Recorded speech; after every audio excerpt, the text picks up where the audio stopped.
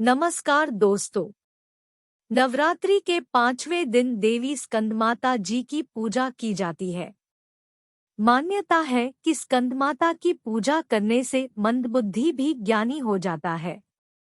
स्कंद कुमार यानी स्वामी कार्तिकेय की माता होने के कारण इन्हें स्कंदमाता नाम कहा जाता है। स्कंदमाता की गोद में उनके पुत्र स्कंद शोभायमान है। स्कंदमाता को मां दुर्गा का ममतामयी रूप माना गया है। ऐसा माना जाता है नवरात्र में मां इसका रूप की पूजा करने से मां संतान सुख का आशीर्वाद देती है। नवरात्रि के 5वें दिन इनकी पूजा करने का विधान है। इनके विषय में ऐसी मान्यता है कि जब पृथ्वी पर असुरों का अत्याचार बहुत अधिक बढ़ गया था तब स्कंदमाता ने अपने संत जनों की रक्षा के लिए सिंह पर सवार होकर दुष्ट दानवों का संहार किया था। माँ का सुंदर रूप कुछ इस प्रकार है। देवी स्कंदमाता कमल के पुष्प पर विराजित अभय मुद्रा में होती है। माँ का रूप बहुत निराला है। उनके रूप में एक अजब प्रकार का तेज होता है। स्कंदमाता के विग्रह में भगवान स्कंद बाल रूप में इनकी गोद में विराजित है। देवी की 4 भुजाएं हैं। ये दाईं तरफ की ऊपर वाली भुजा से स्कंद को गोद में लिए हैं और नीचे वाली भुजा में कमल का पुष्प सुशोभित है। बाईं तरफ ऊपर वाली भुजा में वरद मुद्रा में है और नीचे वाली भुजा में कमल पुष्प है। इनका वर्ण एकदम श्वेत है और ये स्वयं कमल के आसन पर विराजमान है। इसलिए इन्हें पद्मासना भी कहा जाता है। इनका वाहन सिंह है। शास्त्रों में स्कंदमाता की पूजा का महत्व कुछ इस प्रकार बताया गया है कि इनकी उपासना से भक्त की सारी इच्छाएं पूर्ण हो जाती है। भक्त को मोक्ष मिलता है। सूर्यमंडल की अधिष्ठात्री देवी होने के कारण इनका उपासक अलौकिक तेज और कांति प्राप्त करता है। पौराणिक मान्यताओं के अनुसार स्कंदमाता मां पार्वती का ही रौद्र रूप है। इस संबंध में यह कथा बताई गई है कि एक बार कुमार कार्तिकेय की रक्षा के लिए जब माता पार्वती क्रोधित होकर आदिशक्ति रूप में प्रकट हुई तो इंद्र भय से कांपने लगे। इंद्र अपने प्राण बचाने के लिए देवी से क्षमा याचना करने लगे।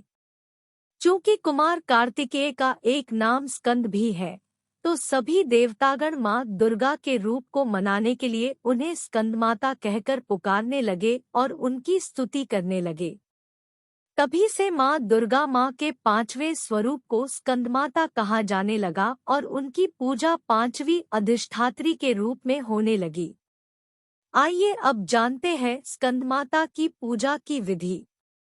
स्कंदमाता को वाणी की देवी भी माना गया है। इसलिए जो लोग गायन या फिर ऐसे किसी और कार्य से जुड़े हो जिसमें आपकी आवाज का महत्व होता है उन्हें नवरात्र में विशेष तौर पर स्कंदमाता की पूजा करनी चाहिए।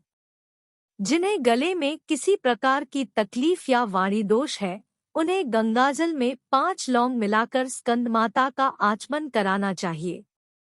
माता का भोग और भेंट। स्कंदमाता को भोग स्वरूप केला अर्पित करना चाहिए। माँ को पीली वस्तुएं प्रिय होती है, इसलिए केसर डालकर खीर बनाएं और उसका भी भोग लगा सकते हैं।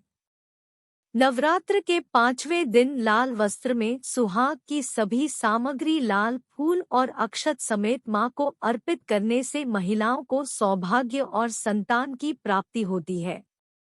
इसके साथ ही 5 कन्याओं और 5 बालकों को भेंट स्वरूप खीर और मिठाई देने से मां भगवती प्रसन्न होती है।